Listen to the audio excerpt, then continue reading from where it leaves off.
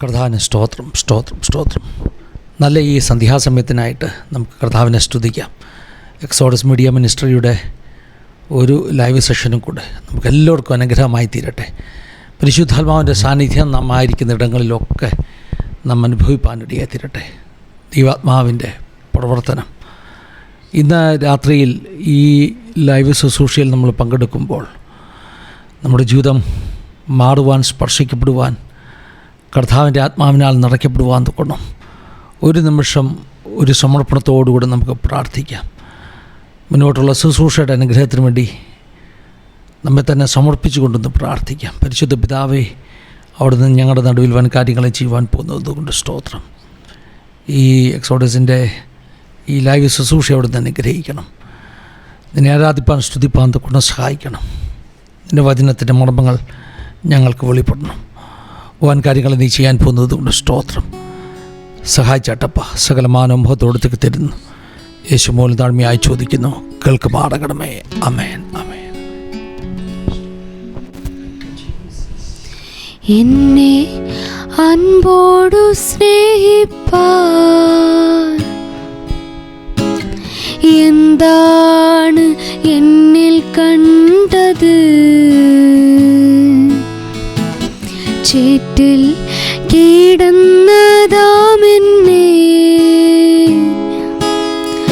ആ പൊൻകാരം നീട്ടിപ്പിടിച്ചു. എന്നെ അൻപോടു സ്നേഹിപ്പാൻ എന്താണ് എന്നിൽ കണ്ടത്? ചേറ്റിൽ കീടന്നതാമെന്നെ ആ പൊൻകാരം നീട്ടിപ്പിടിച്ചു. ഇത്രമേൽ സ്നേഹിച്ചിടുവാൻ യോഗ്യത എന്നിൽ കണ്ടുവോ? ഇത്രമേൽ മാനിച്ചിടുവാൻ യോഗ്യത എന്നിൽ കണ്ടുവോ? ഇത്രമേൽ സ്നേഹിച്ചിടുവാൻ യോഗ്യത എന്നിൽ കണ്ടുവോ?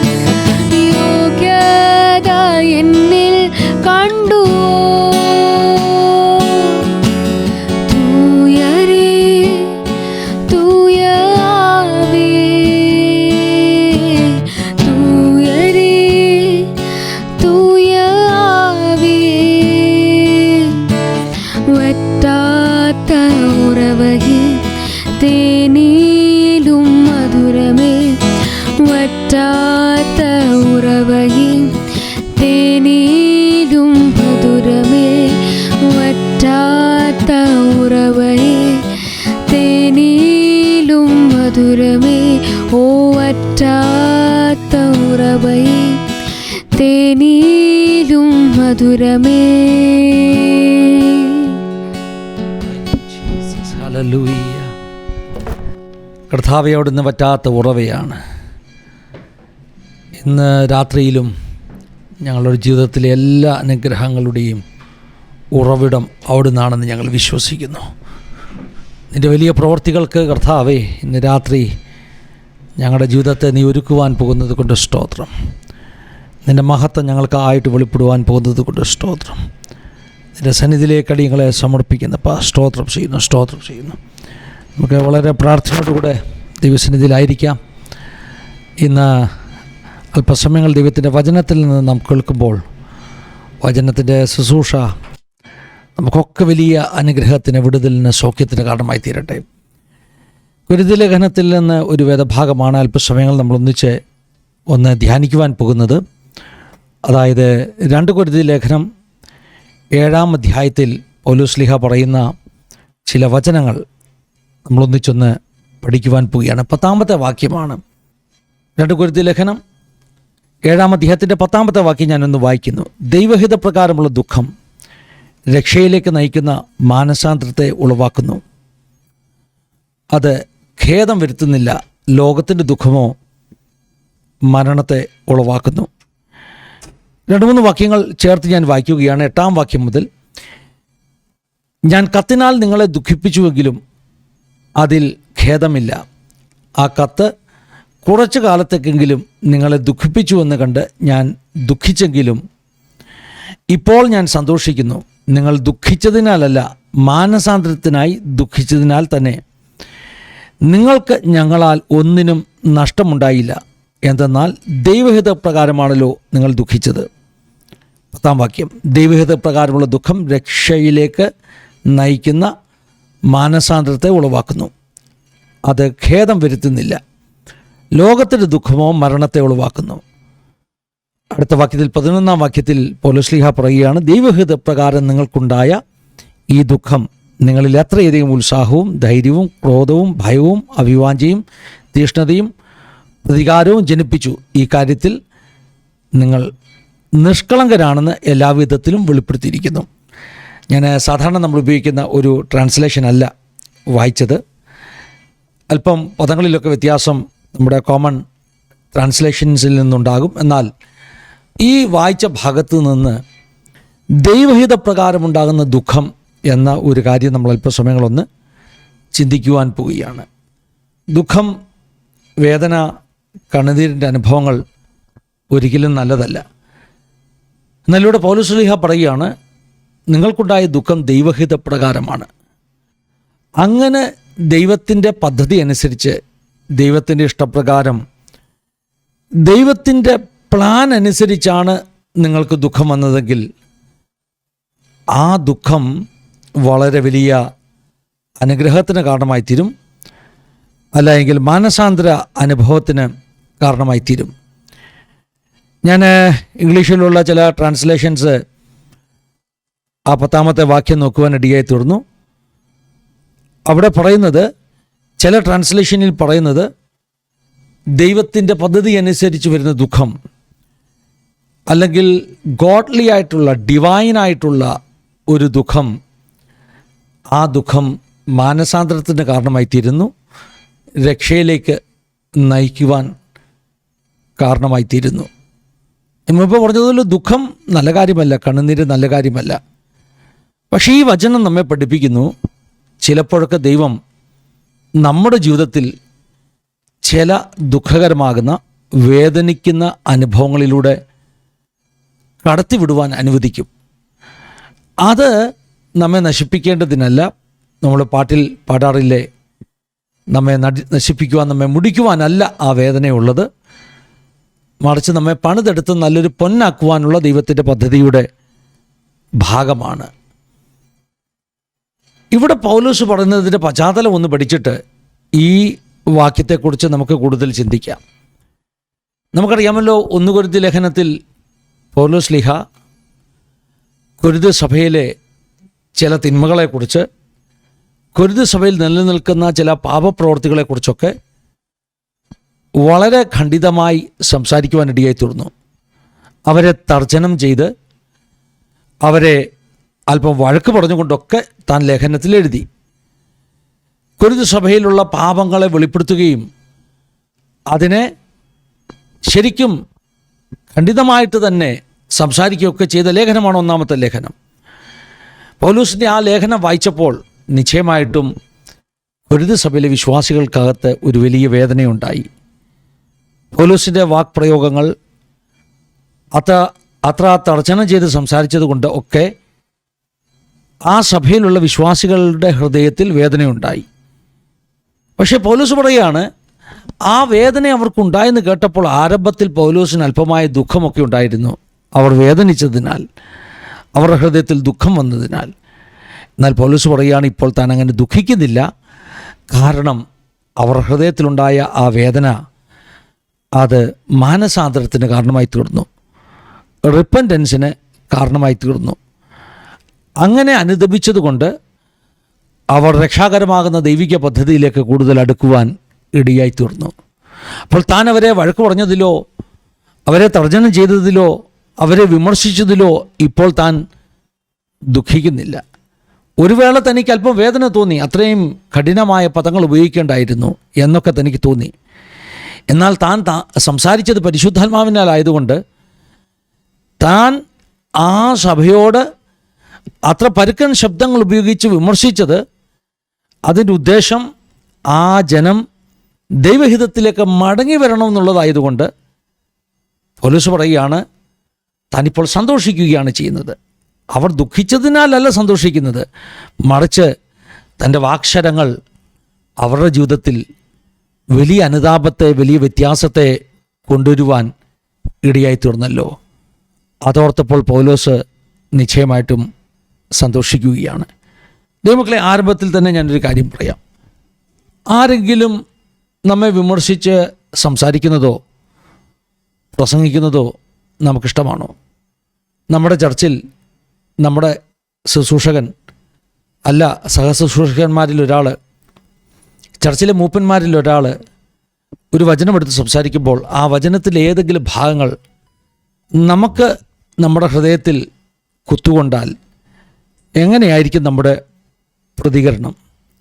സാധാരണ നമ്മളൊക്കെ കാണാറുള്ളത് അതൊരു വലിയ വിഷയമാകും.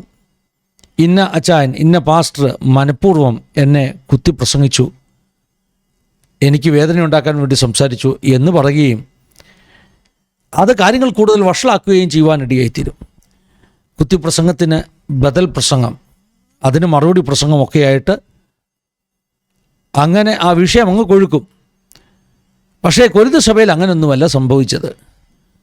കൊരിന്ത് സഭയിൽ പൗലോസിൻ്റെ ലേഖനം വായിച്ചു കേട്ടപ്പോൾ അവരുടെ ഉള്ളിൽ കുത്തുകൊള്ളുകയും അവരുടെ പാപങ്ങളെ ഏറ്റുപറഞ്ഞ് അവർ മാനസാന്തരപ്പെടുകയും ചെയ്തു. അതുകൊണ്ട് പൗലോസ് സന്തോഷിക്കുകയാണ്. വളരെ പോസിറ്റീവായിട്ടുള്ളൊരു റിസൾട്ടാണ് തൻ്റെ പ്രസംഗത്തിലൂടെയുള്ള ആ വാക്ശരങ്ങൾ കൊരിന്ത് സഭയ്ക്കകത്ത് ചെയ്തെടുത്തത്. അനുദപിക്കുകയും പാപം ഏറ്റുപറയുകയും ചെയ്ത് പാപബോധത്തോടുകൂടെ മടങ്ങി വന്നപ്പോൾ കർത്താവിൻ്റെ രക്ഷണീയ പദ്ധതിയിലേക്ക് അവർ കൂടുതൽ അടുക്കുകയാണ് ചെയ്തത്. എന്നാൽ അങ്ങനെ അല്ലായിരുന്നു എങ്കിലോ അവർ അതിനെ സ്വീകരിക്കുന്നില്ല. മാനുഷികമായി അതിനെ എടുത്താൽ എന്ന് പറഞ്ഞാൽ ഈ പ്രസംഗിച്ച പ്രസംഗം പൗലോസിൻ്റെ പ്രസംഗമാണ്. അങ്ങനെ എടുത്താൽ പൗലോസ് എന്ന വ്യക്തി മനഃപൂർവ്വമായി ഞങ്ങളെ വേദനിപ്പിക്കാൻ എടുത്ത പ്രസംഗമാണെന്ന് എടുത്താലോ, അനുതാപം ഉണ്ടാകത്തില്ല എന്ന് മാത്രമല്ല, മാനസാന്തരം ഉണ്ടാകത്തില്ല എന്ന് മാത്രമല്ല, രക്ഷാകരമാകുന്ന പദ്ധതിയിൽ നിന്ന് ദൂരെ പോകുന്ന അനുഭവത്തിലേക്ക് അത് നയിക്കത്തുള്ളൂ. തെസ്സലോനിക്ക സഭയ്ക്ക് ലേഖനം എഴുതുമ്പോൾ പൗലോസ് പറഞ്ഞ ഒരു കാര്യമുണ്ട്. ഞങ്ങളുടെ പ്രസംഗങ്ങൾ നിങ്ങൾ കൈക്കൊണ്ടത് മനുഷ്യൻ്റെ വാക്കായിട്ടല്ല. അതായത് തെസ്സലോനിക്ക സഭയിൽ ആദ്യമായിട്ട് പൗലോസും ശീലാസും ഒക്കെ പ്രസംഗിക്കുമ്പോൾ ആ പ്രസംഗങ്ങളെ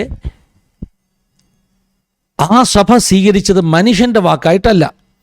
പിന്നെ എങ്ങനെയാണ്? ആ ലേഖനത്തിൻ്റെ ആദ്യത്തെ അധ്യായത്തിൽ തന്നെ പൗലോസ് പറയുകയാണ്, സാക്ഷാൽ ആകുന്നത് പോലെ ദൈവത്തിൻ്റെ വചനമായി അതിനെ സ്വീകരിച്ചതുകൊണ്ട് അതിപ്പോഴും നിങ്ങളിൽ വ്യാപരിച്ചു കൊണ്ടിരിക്കുന്നു. എന്ന് പറഞ്ഞാൽ ഈ ലേഖനം എഴുതുന്നതിന് ചില വർഷങ്ങൾക്ക് മുമ്പ് പൗലോസും മറ്റും തെസ്സലോനിക്ക സഭയിൽ പ്രസംഗിച്ച വചനം, ആ വചനത്തെ സഭ സ്വീകരിച്ചത് മനുഷ്യൻ്റെ വാക്കായിട്ടല്ല. ഇത് പൗലോസ് ഉപദേശിയുടെ പ്രസംഗം, ഇത് ശീലാസ് ഉപദേശിയുടെ പ്രസംഗം എന്ന രീതിയിലല്ല സ്വീകരിച്ചതും, മറിച്ച് ഇത് ഞങ്ങളോടുള്ള ദൈവശബ്ദമാണ്. സാക്ഷാൽ ആകുന്നത് പോലെ പരിശുദ്ധാത്മാവിൻ്റെ ശബ്ദമായി, ദൈവത്തിൻ്റെ ശബ്ദമായി സ്വീകരിച്ചതുകൊണ്ട് ആ വചനം വളരെ എഫക്റ്റീവായിട്ട് ഇപ്പോഴും, എന്ന് പറഞ്ഞാൽ പ്രസംഗിച്ചിട്ട് വർഷങ്ങൾ കഴിഞ്ഞു, പക്ഷേ ഇപ്പോഴും ആ വചനം സഭയ്ക്കകത്ത് വ്യാപരിച്ചുകൊണ്ടിരിക്കുക. വചനം പ്രസംഗിച്ച ഉപദേശി പോയി, വർഷങ്ങൾ കഴിഞ്ഞു, പക്ഷെ വചനം കത്തിച്ച തീയ്, വചനത്തിൻ്റെ സൃഷ്ടിപരമാകുന്ന പ്രവൃത്തി, വചനത്തിൻ്റെ വ്യാപരിക്കുന്ന ശക്തി സഭയ്ക്കകത്ത് ഇപ്പോഴും വർക്ക് ചെയ്തുകൊണ്ടിരിക്കുക. കാരണം എന്താ? കാരണം പ്രസംഗിച്ച വചനത്തെ സ്വീകരിച്ചവർ അത് മനുഷ്യൻ്റെ വാക്കായിട്ടല്ല സ്വീകരിച്ചത്, ദൈവശബ്ദമായിട്ടാണ് സ്വീകരിച്ചത്. അപ്പോൾ ദൈവശബ്ദമായി ഏതൊരു പ്രസംഗത്തെ നാം സ്വീകരിച്ചാലും ആ പ്രസംഗം നമ്മുടെ ജീവിതത്തിൽ നിലനിൽക്കുന്ന ഫലങ്ങൾ കൊണ്ടുവരും. നമ്മൾ സാധാരണ സഭായോഗങ്ങളിൽ പറയാറില്ലേ, ഈ ആഴ്ചത്തേക്കുള്ള ദൂത് കർത്താവെ നീ തരണം. അങ്ങനെയല്ല കേട്ടോ. കേൾക്കുന്ന ദൂതുകൾ 1-2 ദിവസത്തേക്കുള്ളതല്ല, അത് കഴിഞ്ഞ് ഫെയ്ഡായി പോകുവാനുള്ളതല്ല. നിങ്ങളോടുള്ള ദൈവശബ്ദമായി അതിനെ സ്വീകരിച്ചാൽ, സാക്ഷാലാകുന്നത് പോലെ ദൈവവചനമായി സ്വീകരിച്ചാൽ, ഇത് മനുഷ്യൻ്റെ വാക്കായിട്ട് ഞാൻ സ്വീകരിക്കുകയില്ല, പരിശുദ്ധാത്മാവിന് എന്നോട് പറയാനുള്ള സന്ദേശമാണ് എന്ന രീതിയിൽ സ്വീകരിച്ചാൽ എന്തു സംഭവിക്കും? ആ വചനം 1-2 ദിവസത്തേക്കല്ല, നിലനിൽക്കുന്ന പ്രവൃത്തി നമ്മുടെ ജീവിതത്തിൽ കൊണ്ടുവരുവാനിടയായി തീരും. കൊരിന്തിലെ സഭ പൗലോസ് എഴുതി അയച്ച എഴുത്തിനെ മാനുഷികമായിട്ടെടുത്തില്ല, അവരോടുള്ള ദൈവ സന്ദേശമായിട്ടെടുത്തു. അതുകൊണ്ട് അവർ മാനസാന്തരപ്പെടുകയും നഷ്ടപ്പെട്ടു പോകാതെ ദൈവിക രക്ഷണ്യ പദ്ധതിയിലേക്ക് അടുക്കുവാനും ഇടയായിത്തീർന്നു. വേണമെങ്കിൽ അവർക്ക് പൗലോസ് മനഃപൂർവ്വം കെട്ടിച്ചമച്ച വിമർശന വാക്കുകളായിട്ട് ആ വചനത്തെ സ്വീകരിക്കാമായിരുന്നു. ഇതാരടാ പൗലോസിനോട് ഇതൊക്കെ പറഞ്ഞു കൊടുത്തതെന്ന് ചോദിച്ച് ക്ലേവയുടെ ആൾക്കാർ എന്നൊക്കെ പറയുന്ന ഭാഗങ്ങളില്ലേ, അപ്പോൾ ക്ലേവയുടെ ആൾക്കാരെയും കൂടെ ചീത്ത വിളിച്ച്, അല്ലേലും ഞങ്ങൾക്കറിയാം യവന്മാരൊക്കെ ഇങ്ങനെയാണെന്ന് പറഞ്ഞ് പിന്നെ അടുത്ത മീറ്റിങ്ങിന് ക്ലേവയുടെ ആൾക്കാരെ കാണുമ്പോൾ കൈ കൊടുക്കാതെ പിണങ്ങിയിരിക്കാം. പോസിറ്റീവായിട്ടുള്ള റിസൾട്ടല്ല, സഭയ്ക്കകത്തുള്ള ഭിന്നത വർദ്ധിച്ചിട്ട് പുതിയ പുതിയ പക്ഷങ്ങൾ സഭയ്ക്കകത്തുണ്ടാകാൻ സാധ്യതയുണ്ടായിരുന്നു. ഇന്ന് വരെ അപ്പൊല്ലോസിൻ്റെയും പൗലോസിൻ്റെയും കേഫാവിൻ്റെയും ഒക്കെ പക്ഷമേ ഉള്ളൂ. പക്ഷേ ഈ ഒരു എഴുത്തൂടെ കണ്ടു കഴിഞ്ഞപ്പോൾ പിന്നെ പക്ഷങ്ങൾക്കിടയിലെ വിടവ് വർദ്ധിക്കുവാൻ സാധ്യതയുണ്ടായിരുന്നു. എപ്പോൾ ആ വചനത്തെ മാനുഷികമായി സ്വീകരിച്ചിരുന്നുവെങ്കിൽ ഹൃദയത്തെ കുത്തുകൊണ്ടു, വേദനയുണ്ടായി. പൗലോസിനും അറിയാം കഠിനമായ ശബ്ദങ്ങളാണ് ഉപയോഗിച്ചത്. പക്ഷെ പൗലോസ് ഇപ്പോൾ സന്തോഷിക്കുന്നു. ദൈവഹിതപ്രകാരമുണ്ടായ ദുഃഖം മാനസാന്തരത്തിന് കാരണമായി തീർന്നു, റിപ്പൻറ്റൻസിന് കാരണമായി തീർന്നു. ഇവിടെ ഒന്ന് നിർത്തിയിട്ട് ഞാൻ മറ്റ് 1-2 സാഹചര്യങ്ങൾ കൂടി എടുക്കുകയാണ്. ഈ പറഞ്ഞ വേദഭാഗത്തിൻ്റെ പശ്ചാത്തലമെന്ന് പറഞ്ഞാൽ പൗലോസ് എഴുതി അയച്ച കത്തിലെ വാക്കുകൾ അവരുടെ ഹൃദയത്തിൽ വരുത്തിയ മുറിവിനെയും ആ മുറിവ് കൊണ്ടുവന്ന രൂപാന്തരത്തെയും അനുതാപത്തെയും വിശദീകരണത്തെക്കുറിച്ചൊക്കെയാണ് അവിടെ പറയുന്നത്. എന്നാൽ അത് മാത്രമല്ല, ദൈവഹിതപ്രകാരം പലപ്പോഴും ദൈവം നമുക്ക് ചില ദുഃഖങ്ങൾ തരും. അത് ദൈവം അനുവദിച്ച് തരുന്ന ദുഃഖങ്ങളാണ്. ആ ദുഃഖങ്ങൾക്ക് ഒരു പർപ്പസുണ്ട്, ആ ദുഃഖങ്ങൾക്കൊരു ഉദ്ദേശമുണ്ട്. എന്താണ് ഉദ്ദേശം? ദൈവത്തിൻ്റെ പദ്ധതിയിലേക്ക്, ദൈവത്തിൻ്റെ പ്ലാനിലേക്ക് നമ്മെ അടുപ്പിക്കുക എന്നുള്ള ഒരു ഉദ്ദേശം. അത് നമ്മൾ മോശക്കാരായിട്ടൊന്നുമല്ല, ദൈവത്തിന് നമ്മളോട് പിണക്കുണ്ടായിട്ടുമല്ല. പക്ഷേ നമ്മുടെ ചില വഴികൾ അടച്ചില്ലെങ്കിൽ, നമ്മുടെ ചില നന്മകൾ മുടക്കിയില്ലെങ്കിൽ, ചില വിഷയങ്ങളിൽ നമുക്ക് ക്ലേശം വന്നില്ലെങ്കിൽ നമ്മൾ നഷ്ടപ്പെട്ടു പോകാൻ സാധ്യതയുണ്ട്.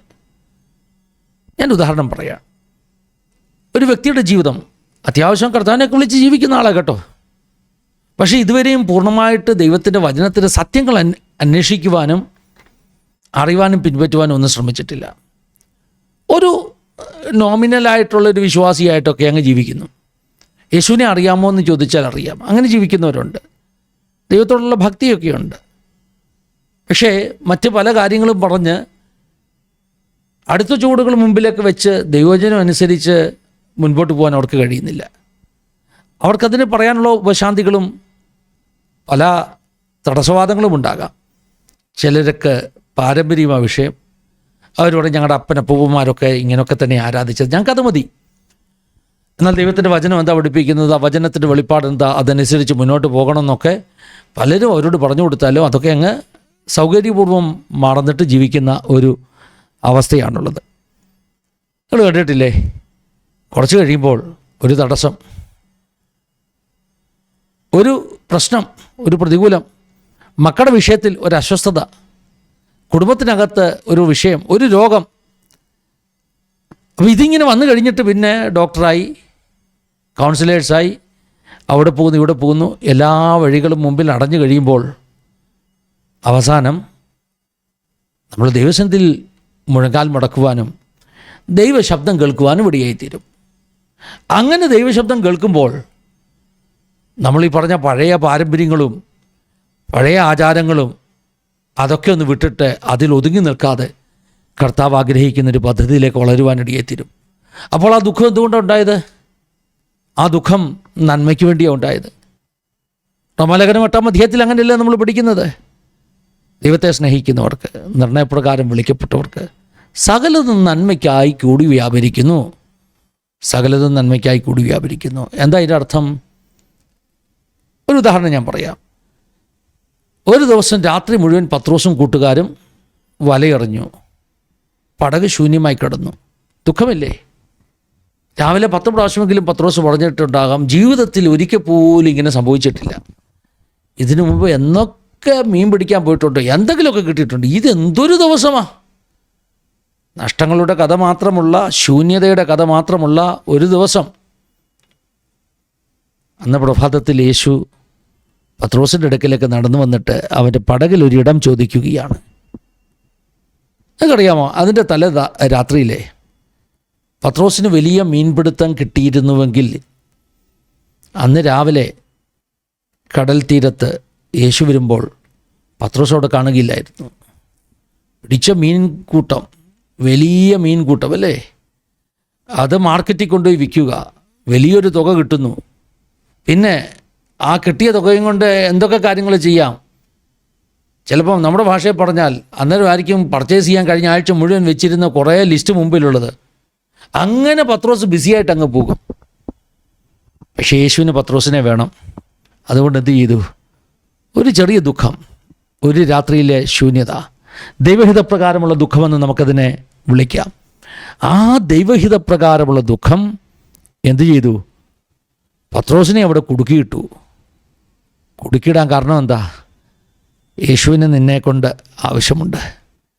നിൻ്റെ ജീവിതത്തിൽ രൂപാന്തരം വരുത്തുവാൻ ആവശ്യമുണ്ട്. മാനസാന്തര അനുഭവങ്ങളിലൊക്കെ നടത്തുവാൻ ആവശ്യമുണ്ട്. അതുകൊണ്ട് അന്ന് രാത്രി ഒന്നും കിട്ടിയില്ല.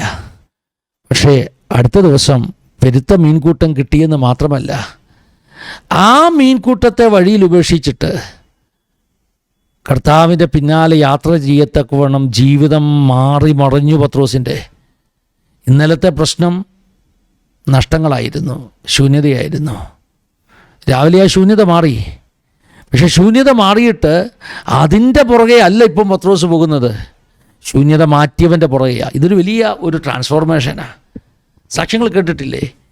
ഞാനാണെങ്കിൽ ഈ ആസാദി ടി വിയിലൂടെ ഒത്തിരി സാക്ഷ്യങ്ങൾ നമ്മുടെ പ്രേക്ഷകരുടെ മുമ്പിൽ കൊണ്ടെത്തിച്ചിട്ടുണ്ട്. ആയിരക്കണക്കിന് സാക്ഷ്യങ്ങൾ. ഓരോ ദൈവമക്കളുടെ സാക്ഷ്യങ്ങൾ കേൾക്കുമ്പോഴും ഇങ്ങനെയുള്ള വചനങ്ങളെ ഉറപ്പിച്ചിരുന്ന അനുഭവമാണ്. ഒരു സഹോദരി വന്ന് സാക്ഷ്യം പറയുന്നു, ഞങ്ങളുടെ കുടുംബം ബിസിനസ് കുടുംബമായിരുന്നു. ഗൾഫിൽ നിന്ന് വന്നൊരു സഹോദരി പറഞ്ഞ സാക്ഷ്യമാണ്. താമസിക്കുന്ന രാജ്യത്തെ ആദ്യത്തെ സൂപ്പർ മാർക്കറ്റൊക്കെ അവരുടേതായിരുന്നു. ഒത്തിരി ബിസിനസ് ഉണ്ടായിരുന്നു. പക്ഷേ ഒരു സുപ്രഭാതത്തിൽ എല്ലാം പുറകിലേക്ക് നടക്കുകയാണ്. ശൂന്യത വരികയാണ്. ശൂന്യത വന്നതുകൊണ്ടുള്ള ഗുണമെന്താണ്?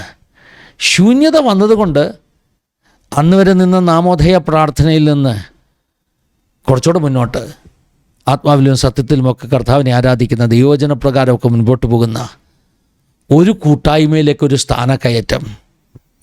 ആ സ്ഥാനക്കയറ്റം കിട്ടാൻ കാരണം എന്താ? ജീവിതത്തിലുണ്ടായ ശൂന്യതയാണ്. ആ ശൂന്യത ഉണ്ടായില്ലെങ്കിൽ അപ്പോസ്തലനായ പത്രോസ് ചരിത്രത്തിൽ ഉണ്ടാകുമായിരുന്നില്ല. എന്നെ കേൾക്കുന്ന ദൈവമക്കളെ, ദൈവഹിത പ്രകാരമുള്ള ദുഃഖം നമ്മുടെ ജീവിതത്തിൽ ദൈവഹിതത്തിലേക്ക് നമ്മെ നടത്തുവാൻ കാരണമായി തീരും. ആ ദുഃഖം ദൈവത്തിൻ്റെ പർപ്പസാണ്, ദൈവത്തിൻ്റെ പ്ലാനിൻ്റെ ഭാഗമാണ്. എന്നെ കേൾക്കുന്ന ചിലരെങ്കിലും ജീവിതത്തിൽ ചില പ്രതിസന്ധികളെ നേരിടുന്നവരാണ്.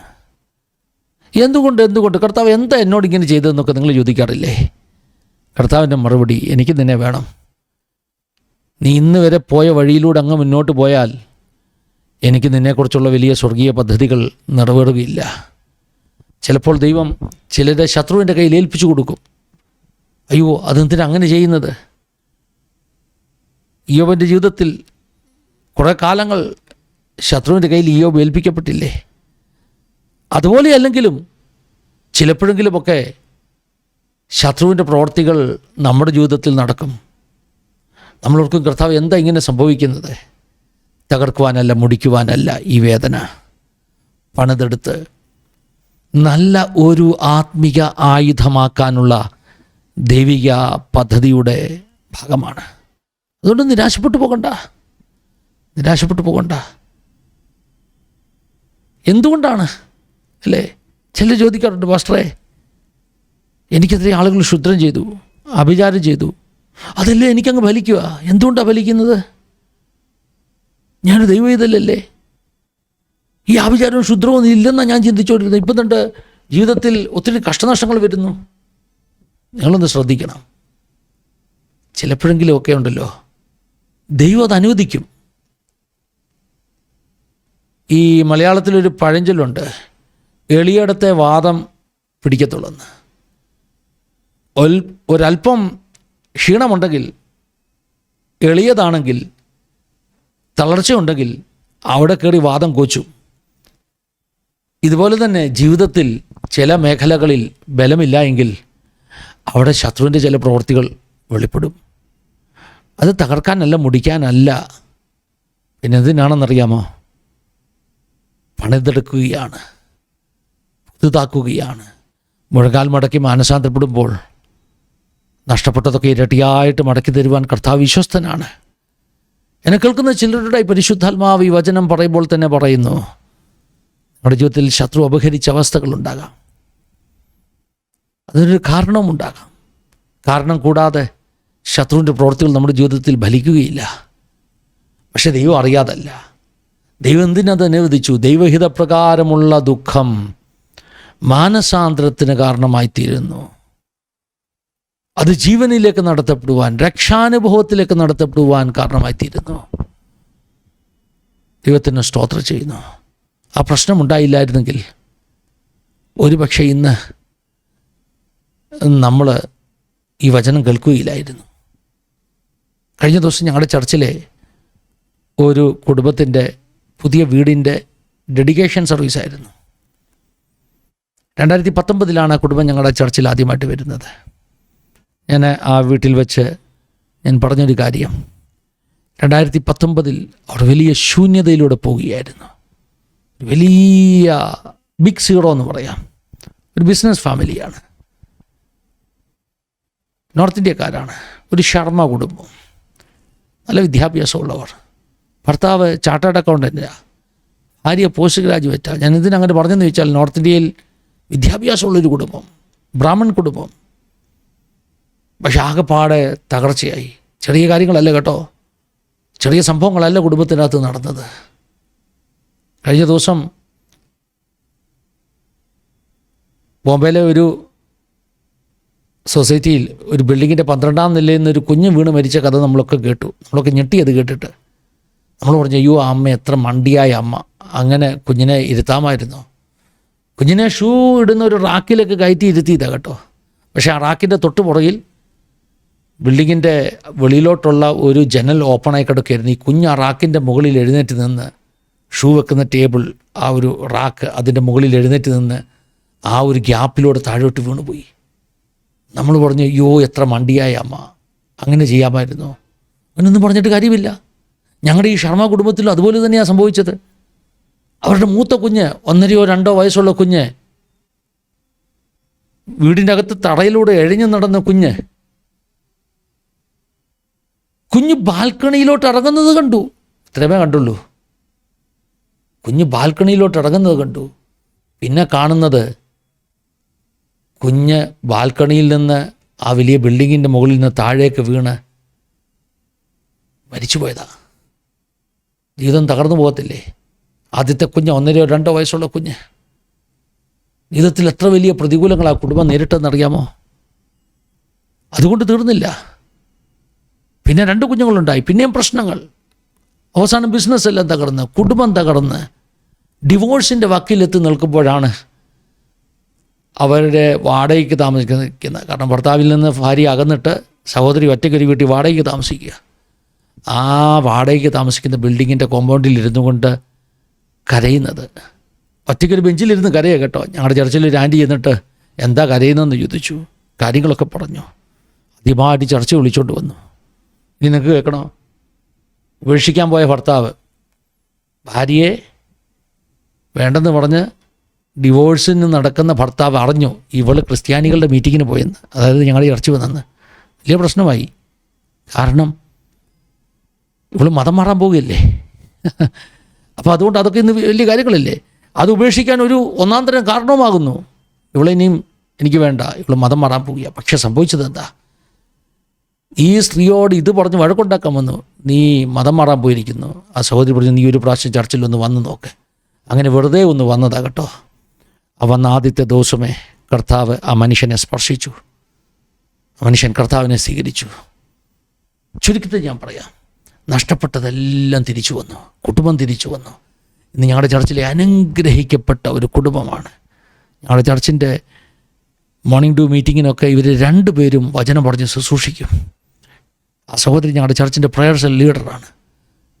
കഴിഞ്ഞ ദിവസം അവരുടെ വീടിൻ്റെ ഹൗസ് ഡെഡിക്കേഷൻ നടക്കുമ്പോൾ ഞാൻ പറഞ്ഞു, അന്ന് യേശുവിൻ്റെ അടുക്കൽ വന്നില്ലായിരുന്നെങ്കിൽ, ആ ദുഃഖമുണ്ടായില്ലായിരുന്നെങ്കിൽ, അന്ന് ആ കോമ്പൗണ്ടിൽ കണ്ണുനീരോടുകൂടി ഇരിക്കുന്നത് ആൻറ്റി കണ്ടില്ലായിരുന്നെങ്കിൽ എന്തായിരുന്നു ജീവിതത്തിൻ്റെ അവസ്ഥ? ഒരു പക്ഷേ ഇന്ന് ഭൂമിയുടെ മുഖത്ത് കാണത്തില്ല. പല പ്രാവശ്യം ആത്മഹത്യയ്ക്ക് ശ്രമിച്ചത് 2 പേരും കേട്ടോ. ഭൂമിയിൽ നിന്നില്ലാതായി പോവുമായിരുന്നു. പക്ഷേ ആ ദുഃഖം അവരുടെ ജീവിതത്തിൽ അവരിന്ന് വരെ അനുഭവിക്കാത്ത ആത്മീക സന്തോഷത്തിന് കാരണമായി തീർന്നു.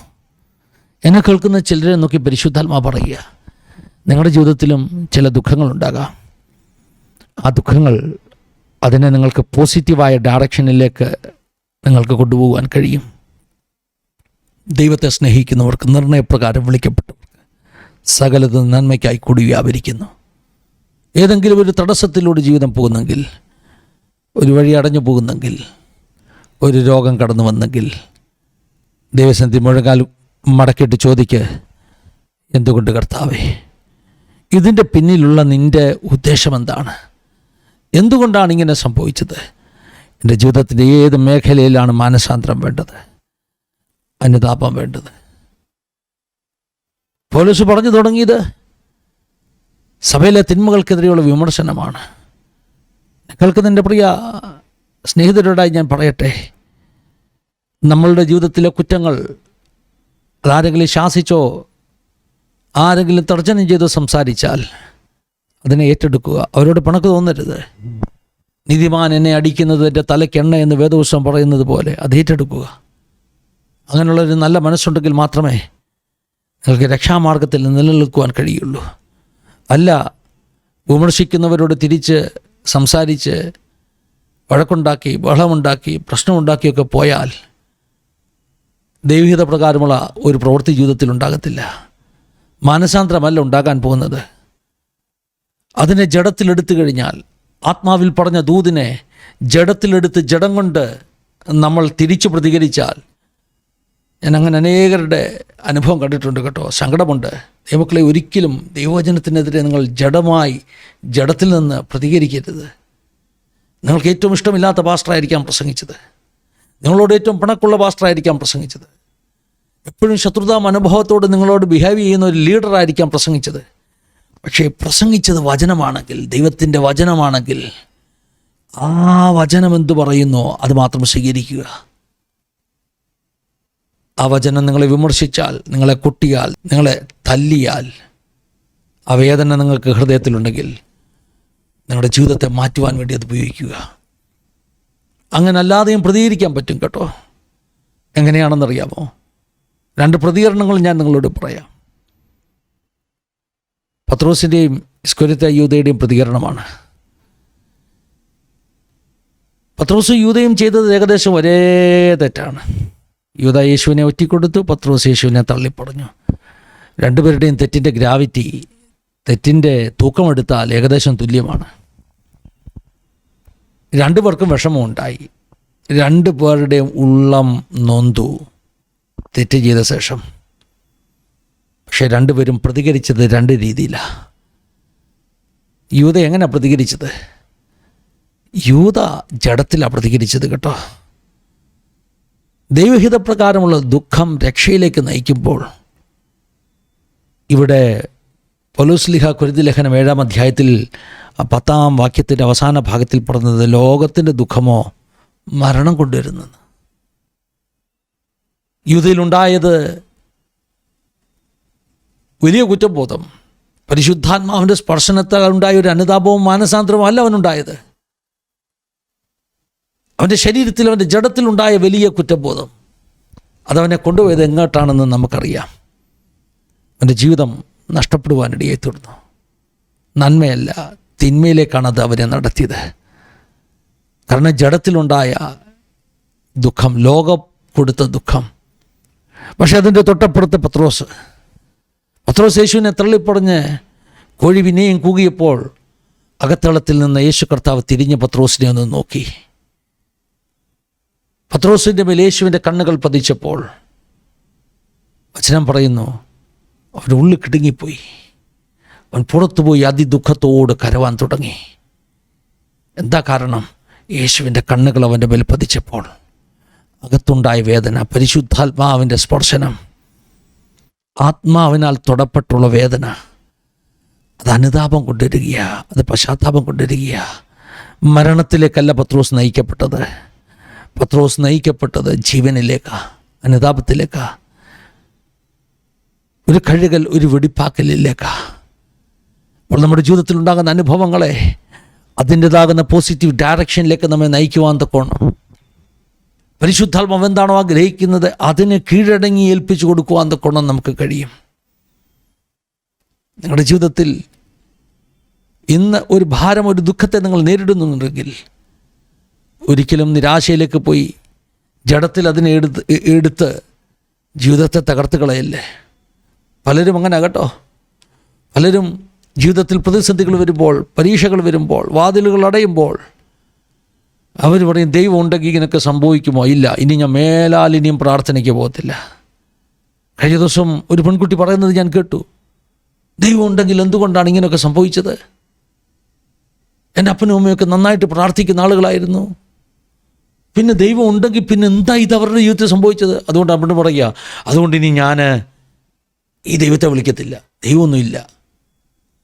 അപ്പോൾ ഉണ്ടായ ദുഃഖം, ആ ദുഃഖം ഏത് പർപ്പസോടുകൂടെ ഉണ്ടായി, ആ പർപ്പസിനെ പൂർത്തീകരിക്കുവാൻ ഏൽപ്പിച്ചു കൊടുക്കാതെ, പരിശുദ്ധാത്മാവിൻ്റെ ഹിതമെന്തെന്ന് തിരിച്ചറിവാൻ ഏൽപ്പിച്ചു കൊടുക്കാതെ, അത് ലോകപ്രകാരമുള്ള ചിന്തയായി എടുത്ത് ജീവനിലേക്കല്ല, രക്ഷയിലേക്കല്ല, മരണത്തിലേക്ക് നടക്കുന്ന ചിലർ.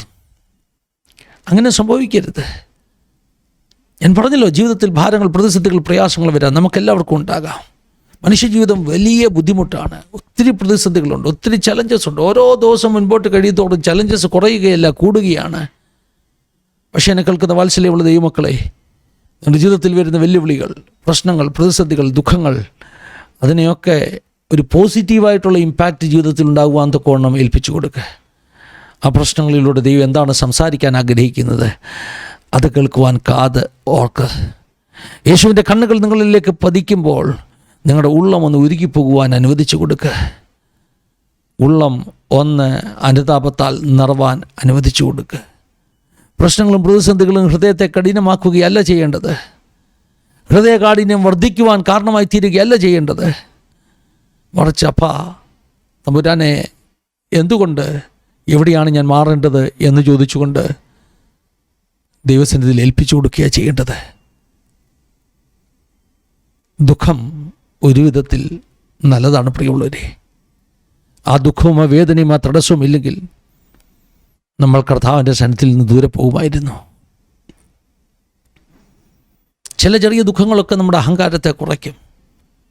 പലപ്പോഴും എപ്പോഴും സക്സസ്, എപ്പോഴും നല്ല നല്ല കാര്യങ്ങൾ മാത്രം സംഭവിക്കുന്നു. ജീവിതത്തിൽ വലിയ പ്രതിസന്ധിയൊന്നുമില്ല. കാശിന് കാശ്, ജോലിക്ക് ജോലി, എല്ലാം വെച്ചടി കയറ്റം. ഇങ്ങനെ അങ്ങോട്ട് പോകുമ്പോൾ നമ്മുടെ അകത്തൊരു സ്വഭാവമുണ്ട് കേട്ടോ, അല്പം അഹങ്കാരവും ഞാൻ ഏതുകൊണ്ടൊക്കെയാണെന്നുള്ളൊരു ചിന്തയും ഒക്കെ അങ്ങനെ അങ്ങോട്ട് വളർന്നു വരുമ്പോൾ തമ്പുരാൻ എവിടെയെങ്കിലും ഒന്ന് ഒരു ചെറിയ കൊളുത്തിട്ട് പിടിക്കും. കാരണം തമ്പുരാൻ അറിയാം, ഇങ്ങനെ മുന്നോട്ട് പോയാൽ, അഹങ്കാരം കൂടിയാൽ അത് ഈ വ്യക്തി നഷ്ടപ്പെടുവാൻ കാരണമായി തീരും. കർത്താവിൻ്റെ അത് ആഗ്രഹമില്ല. കർത്താവിൻ്റെ ഹിതപ്രകാരം ഒരു ചെറിയ പ്രശ്നം, ഒരു ചെറിയ കൊളുത്ത് നമ്മളെ ശരിയായ ട്രാക്കിലെത്തിക്കാനാണ്. അവനിൽ നിന്ന് ദൂരെ പോകാതെ അവൻ്റെ വഴിയിൽ യഥാസ്ഥാനപ്പെടുത്താനാണ്.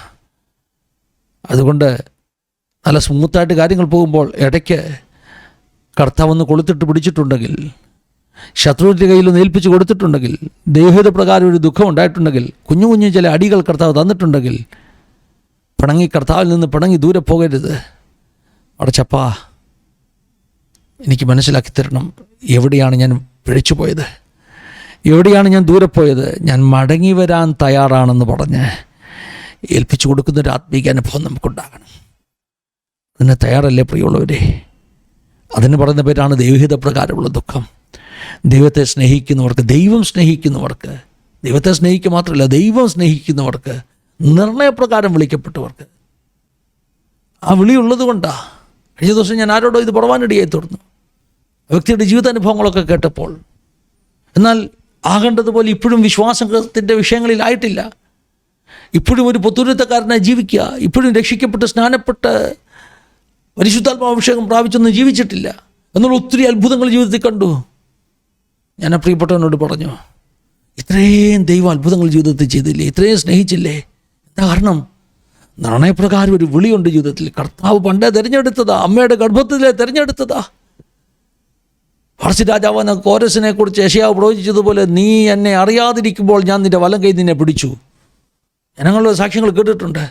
അവർ യേശുവിനെ അറിയുന്നതിന് മുമ്പ് തന്നെ മിറക്കുലസ് ആയിട്ടുള്ള ഡെലിവറൻസ്, അത്ഭുത വിടുതലുകൾ, അങ്ങനെയുള്ള അത്ഭുത സംഭവങ്ങൾ ജീവിതത്തിലുണ്ടായി. എന്തുകൊണ്ടുണ്ടായി? അന്ന് യേശുവിനെ അറിയില്ലായിരുന്നു, പക്ഷേ യേശുവിനെ അറിയായിരുന്നു. അമ്മയുടെ ഗർഭത്തിലെ കണ്ടതാ, നിർണയപ്രകാരം വിളിച്ചതാ.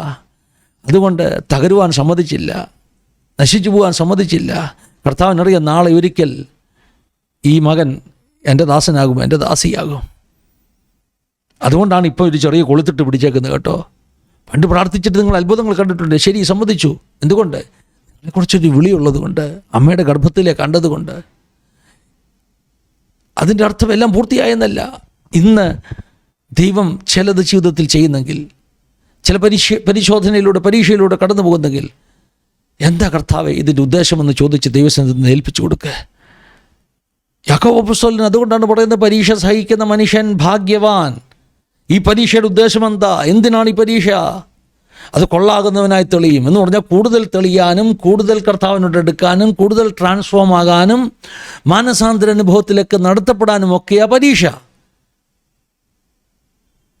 ദൈവമക്കളെ, ജീവിതത്തിൽ പരീക്ഷ വരുമ്പോൾ നിങ്ങളുടെ ഹൃദയം കഠിനമായി പോകരുത്. ജീവിതത്തിൽ പരീക്ഷ വരുമ്പോൾ കൂടുതൽ എളിമപ്പെടുക.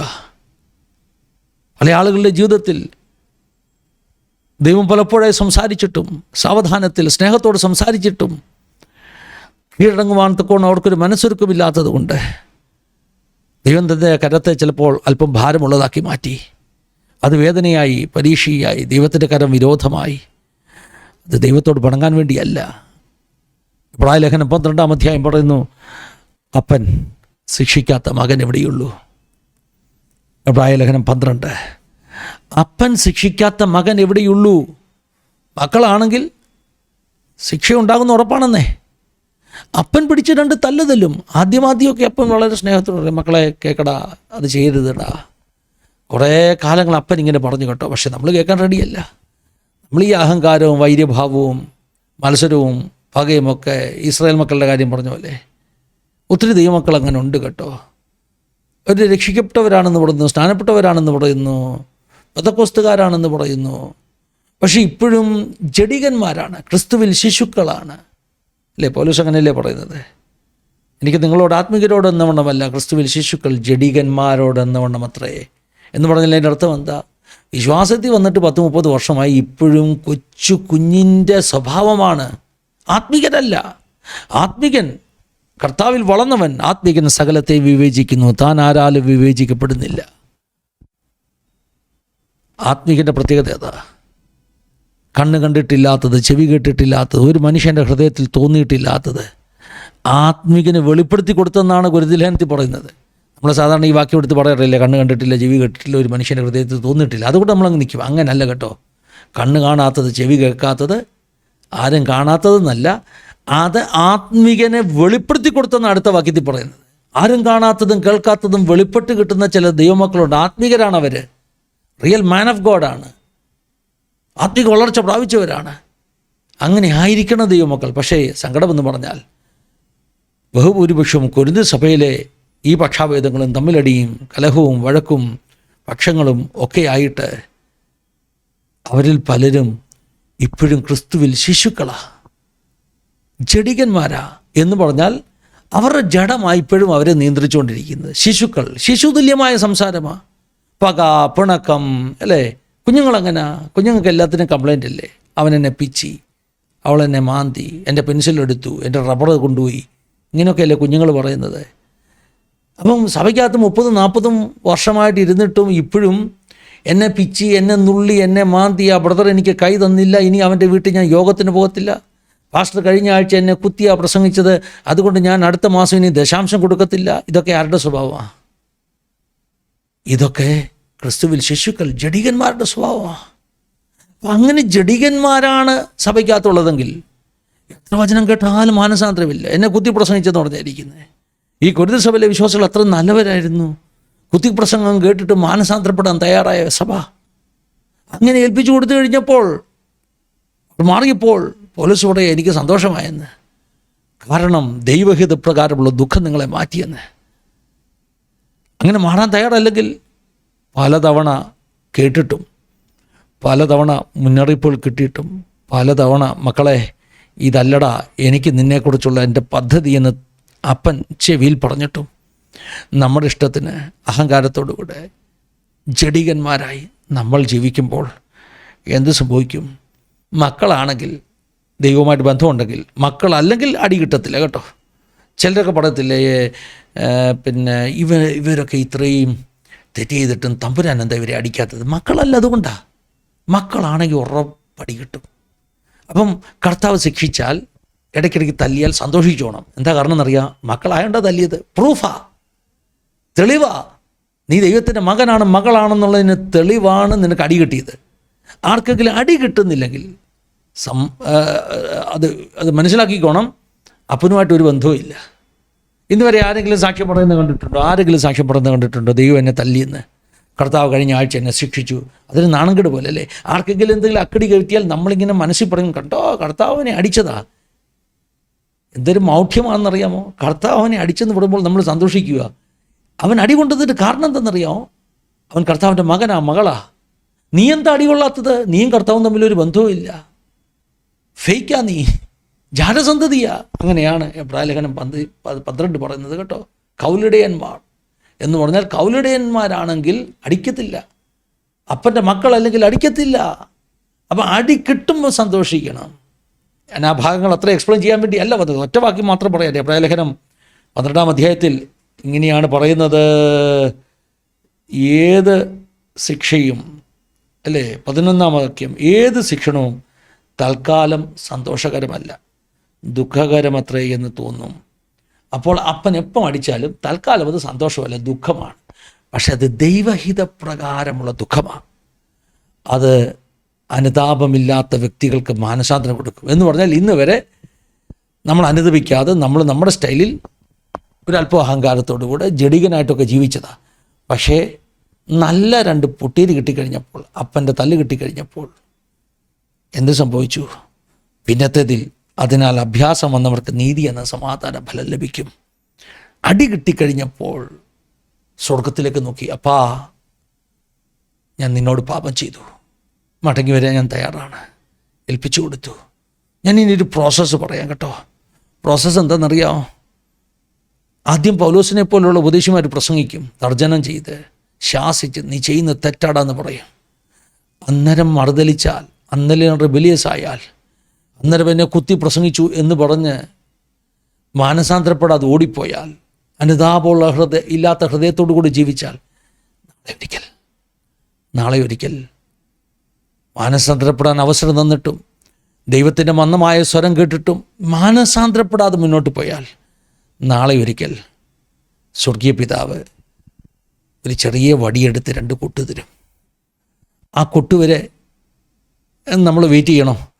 അതോ ദൈവത്തിൻ്റെ വചനം നമ്മെ മുറിവേൽപ്പിക്കുമ്പോൾ പ്രസംഗിച്ച ഉപദേശി മനഃപൂർവ്വം പറഞ്ഞു, ആരാ ഇദ്ദേഹത്തോട് പറഞ്ഞു കൊടുത്തത്, എൻ്റെ എതിർപക്ഷക്കാരാണ് എന്നൊക്കെ പറയാതെ സഹോദര സഹോദരി, പ്രായലേഖന കർത്താവ് പറയുന്നത് പോലെ നമ്മുടെ ദൈവം ദഹിപ്പിക്കുന്ന അഗ്നി എന്നോർത്ത് മാനസാന്തരത്തിനായി നമ്മെ ഏൽപ്പിച്ചു കൊടുക്കുന്നതല്ലേ നല്ലത്.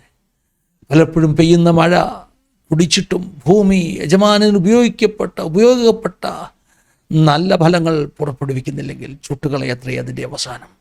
പലപ്പോഴും മഴ പെയ്യും കേട്ടോ, പലപ്പോഴും വചനം, പലപ്പോഴും പരിശുദ്ധാത്മാവ്, പലപ്പോഴും യേശുവിൻ്റെ കണ്ണുകൾ തിരിഞ്ഞ് നമ്മെ ഒന്ന് നോക്കുമ്പോൾ ഉള്ളുപിടഞ്ഞിട്ട് അനുതാപത്തോട് മുഴങ്കാലിലിരുന്ന് അപ്പാ ക്ഷമിക്കണമെന്ന് പറഞ്ഞ് മടങ്ങി വരുവാൻ തയ്യാറാണെങ്കിൽ ചുട്ടുകളയുകയല്ല, നഷ്ടപ്പെടുകയല്ല, ഒത്തിരി ഫലം പുറപ്പെടുവിക്കുവാൻ കർത്താവ് സഹായിക്കും. ഈ വചനം എത്ര സ്വീകരിക്കാൻ തയ്യാറാണ്? ഒറ്റ വാക്യം കൂടെ പറയാം. മത്തായി സുവിശേഷം 5:4. ഇപ്പോൾ ദുഃഖിക്കുന്ന നിങ്ങൾ ഭാഗ്യവാന്മാർ. ദൈവമക്കളെ, ഇപ്പം കണ്ണുനീരുണ്ടോ? ഇപ്പം വേദനയുണ്ടോ? ഇപ്പം ചില തടസ്സങ്ങളുണ്ടോ? സന്തോഷിച്ചോ? നിങ്ങൾ ഭാഗ്യവാന്മാരാണ്. പരീക്ഷ സഹിക്കുന്നുണ്ടോ? ഭാഗ്യവാന്മാരാണ്. അപ്പൻ തല്ലുന്നുണ്ടോ? വേദനയുണ്ടോ? മക്കളായതുകൊണ്ടാണ് തല്ലിയത്, നഷ്ടപ്പെട്ടു പോകത്തില്ല. ദൈവഹിതപ്രകാരമായ ദുഃഖം രക്ഷയ്ക്ക് കാരണമായിത്തീരുന്നു. ആ തടസ്സം വന്നത് നല്ലത്, ആ വഴി അടഞ്ഞത് നല്ലത്, ആ രോഗം വന്നത് നല്ലത്. രക്ഷകനെ കണ്ടെത്തുവാൻ, അവൻ്റെ വഴികളിൽ നടക്കുവാൻ, ജീവിതം യഥാസ്ഥാനപ്പെടുവാൻ, പരിശുദ്ധാത്മാവിനാൽ നയിക്കുവാൻ അത് കാരണമായി തീർന്നല്ലോ. ഈ ലൈവ് ശുശ്രൂഷ കേൾക്കുന്ന ദൈവമക്കളെ, ഇന്ന് ഈ വചനം നിങ്ങളോട് സംസാരിക്കുന്നെങ്കിൽ ഒന്ന് ഏൽപ്പിച്ചു കൊടുത്താട്ടെ. ചില തടസ്സങ്ങൾ ജീവിതത്തിൽ വരുമ്പോൾ, ചില വഴികൾ അടയുമ്പോൾ, ചില വേദനകൾ വരുമ്പോൾ, എന്തുകൊണ്ട്, എവിടെയാണ് ഞാൻ മാറേണ്ടത്, എന്താണ് നിൻ്റെ ഹിതം എന്ന് ചോദിക്കാമോ? നിൻ്റെ ഹിതം പോലെ എന്നെ നിത്യം നടത്തിയിടണമേ. നിൻ്റെ ഹിതം പോലെ എന്നെ നിത്യം നടത്തിയിടണമേ. കഴിഞ്ഞ ദിവസം ഒരു ദേവദാസൻ പറഞ്ഞു കേട്ടു. ആ പാട്ടെഴുതിയതിൻ്റെ പശ്ചാത്തലം, പാട്ടെഴുതിയ ദേവദാസൻ്റെ ജീവിതത്തിൽ വലിയ കഷ്ടതയിലൂടെ കടന്നുപോയപ്പോൾ അദ്ദേഹത്തിൻ്റെ മകൻ മരണപ്പെട്ടു എന്നെങ്ങാണ്ടാണ് ഞാൻ കേട്ടത്. എനിക്കറിയില്ല, ഞാൻ വെരിഫൈ ചെയ്തിട്ടില്ല. പക്ഷേ മകൻ മരിച്ചപ്പോൾ വലിയ പ്രതിസന്ധികളിലൂടെ പോയപ്പോൾ ആ ഭക്തൻ ഇങ്ങനെ എഴുതി, നിൻ്റെ ഹിതം പോലെ എന്നെ നിത്യം നടത്തിയിടണമേ. ഏത് തിരഞ്ഞെടുക്കണം, ഏതാണ് നല്ലതെന്ന് എനിക്കറിയില്ല. ഞാനിപ്പം ഇന്ന് വരെ എൻ്റെ വഴികളിൽ നടക്കുക, എൻ്റെ ഇഷ്ടത്തിൽ നടക്കുക. പരിശുദ്ധാത്മാവ് ചിലരെ നോക്കിയിട്ട് പറയുന്നു, ആര് പറഞ്ഞാലും കേൾക്കാത്ത സ്വഭാവമാണോ? കീഴടങ്ങാൻ ഒട്ടും മനസ്സില്ലാത്ത സ്വഭാവമാണോ? അപ്പം പറഞ്ഞാലും, അമ്മ പറഞ്ഞാലും, സഹോദരങ്ങൾ പറഞ്ഞാലും, പാസ്റ്റർ പറഞ്ഞാലും, ആര് പറഞ്ഞാലും കേൾക്കാത്ത ഒരു അഹങ്കാരത്തിൻ്റെ സ്വഭാവം, ഒരു ജഡം നിങ്ങളുടെ ഉള്ളിലുണ്ടോ? എന്ന് പരിശുദ്ധാത്മാവ് പറയുന്നു. ഏൽപ്പിച്ചു കൊടുക്ക്, ഒന്ന് സമർപ്പിക്ക്, ദൈവത്തിൻ്റെ മുമ്പിൽ കീഴടങ്ങ്. പരിശുദ്ധാത്മാവിൻ്റെ ഹിതമെന്തെന്നറി. ദൈവം വാണിങ്ങുകൾ തരും, ദൈവം മുന്നറിയിപ്പുകൾ തരും. പക്ഷേ ആ അവസരങ്ങൾ നഷ്ടപ്പെടുത്തരുത്. യൂദയെപ്പോലെ ജഡത്തിൽ പ്രതികരിക്കരുത്. പത്രോസിനെ പോലെ ആത്മാവിൻ്റെ സ്പർശനത്തിന് കീഴടങ്ങ്. ഞാൻ നിങ്ങൾക്ക് വേണ്ടി പ്രാർത്ഥിക്കാൻ പോവുക. ഞാൻ വിശ്വസിക്കുന്ന ദൈവ പരിശുദ്ധാത്മാവ് ചിലരോട് സംസാരിച്ചു കൊണ്ടിരിക്കുക. നിങ്ങളുടെ ഉള്ളിൽ ഈ വചനം തട്ടിയെങ്കിൽ മനുഷ്യൻ്റെ വാക്കായിട്ടല്ല, സാക്ഷാലാകുന്നത് പോലെ ദൈവത്തിൻ്റെ വചനമായി പരിശുദ്ധാത്മാവിന് നൽകാനുള്ള ദൂതായിട്ട് ഈ വചനം സ്വീകരിക്കുവാൻ കഴിയുമോ? ദൈവാത്മാവിൻ്റെ വലിയ ക്രിയ സംഭവിക്കാൻ പോവുക. ഇതൊരു ഓൺലൈൻ ലൈവ് മീറ്റിംഗ് ആണല്ലോ. എനിക്കറിയില്ല ആരൊക്കെയാണ് ഈ മീറ്റിങ്ങിൽ അറ്റൻഡ് ചെയ്യാൻ പോകുന്നതെന്ന്. അതുകൊണ്ട് നിങ്ങൾ ഒരിക്കലും പറയത്തില്ല പാസ്റ്റർ അറിഞ്ഞുകൊണ്ട് പറഞ്ഞതാന്ന്. ഇത് അറിഞ്ഞുകൊണ്ട് പറഞ്ഞതല്ല, ഇത് പരിശുദ്ധാത്മാവ് നിങ്ങളോട് സംസാരിച്ചതാണ്. ഇതൊരു ഫിസിക്കൽ മീറ്റിംഗ് ആണെങ്കിൽ മുമ്പിലിരിക്കുന്ന ആളുകൾക്ക് സംശയം ഉണ്ടാകാം, ഇത് അറിഞ്ഞുകൊണ്ട് പറഞ്ഞതാണ്. പക്ഷേ എനിക്കൊന്നും അറിയില്ല. ദൈവാത്മാവ് പറയുന്നു, ചിലരോടായി പറയുന്നു, ദൈവത്തിന് കീഴടങ്ങുക, ദൈവത്തിന് കീഴടങ്ങുക. പിന്നെയും പരിശുദ്ധാത്മാവോടൊന്ന് പിശാചിനോട് എതിർത്ത് നിൽക്കുക, എന്നാൽ അവൻ നിങ്ങളെ വിട്ട് ഓടിപ്പോകും. ഇതൊരു പ്രോസസ്സാണ് കേട്ടോ. ദൈവത്തിന് കീഴടങ്ങിയവൻ അവൻ പിശാചിനോട് എതിർക്കും, ജയിക്കും. ചിലരെ നോക്കി ദൈവാത്മാവ് പറയുക, ആഭിചാരം, അന്ധകാര ശക്തികൾ ഒക്കെ വേട്ടയാടി തകർത്ത് തരിപ്പണമാക്കാൻ പിശാച് ശ്രമിക്കുമ്പോൾ നീ എന്താ ജയിക്കാത്തതെന്നറിയാമോ? നീ ക്രിസ്ത്യാനിയാകാത്തത് കൊണ്ടല്ല, നീ രക്ഷിക്കപ്പെടാത്തത് കൊണ്ടല്ല, നീ തിരുവത്താഴമെടുക്കാത്തത് കൊണ്ടല്ല. ദൈവത്തിൻ്റെ ആത്മാവ് ചിലരെ നോക്കി ശക്തമായിട്ട് പറയുന്നു, ദൈവത്തിന് കീഴടങ്ങുവാൻ കഴിയുന്നില്ല. സബ്മിസീവായിട്ടുള്ള സറണ്ടർ ചെയ്യപ്പെട്ട ഒരു ആത്മീക അനുഭവം ഇല്ലാത്തത് കൊണ്ട് പിശാച് വിട്ടോടിപ്പോകുന്നില്ല. തയ്യാറാണോ? മുട്ടുമടക്കിയിട്ട് കണ്ണുനീരോട് കൂടെ പറയാ, കർത്താവേ ഞാൻ തോറ്റു, ഞാൻ സുല്ലിട്ടു, ഞാൻ കീഴടങ്ങി. അല്ലല്ലോ, ഒരു മനുഷ്യൻ്റെ മുമ്പിലല്ല, ദൈവത്തിന് മുമ്പിൽ മുട്ടുമടക്ക്.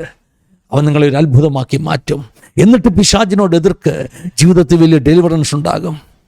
ഹൃദയത്തിൽ ഉള്ള എല്ലാ പകയും, എല്ലാ ദുശാഠ്യവും, എല്ലാ ദ്വന്ദ്വപക്ഷവും അതിനെയൊക്കെ ഒന്ന് നീക്കം ചെയ്യേ.